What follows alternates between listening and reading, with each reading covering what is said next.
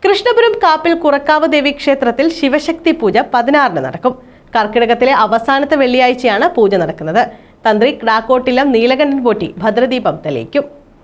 കൃഷ്ണപുരം കാപ്പിൽമേക്ക കുറക്കാവ് ദേവി ക്ഷേത്രത്തിലാണ് ഓഗസ്റ്റ് 16-ന് ശിവശക്തി പൂജ നടക്കുന്നത്.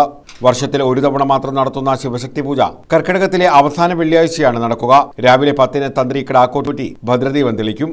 മഹാശിവശക്തി പൂജയാണ് ആഗസ്റ്റ് മാസം 16-ാം തീയതി വെള്ളിയാഴ്ച നടക്കുന്നത്.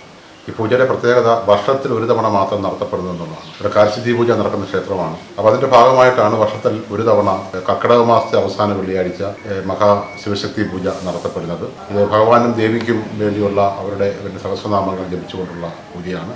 അത് തലേ ദിവസത്തെ വ്രതാനുഷ്ഠാനത്തോടുകൂടി ഭക്തர்கள் എത്തിച്ചേരുന്നു. നാട്ടിലെ വിദൂര പ്രദേശങ്ങളിൽ നിന്നും നിരവധി ആളുകളാണ് ഈ ശിവശക്തി പൂജയ്ക്ക് എല്ലാ വർഷവും വന്നുകൊണ്ടിരിക്കുന്നത്.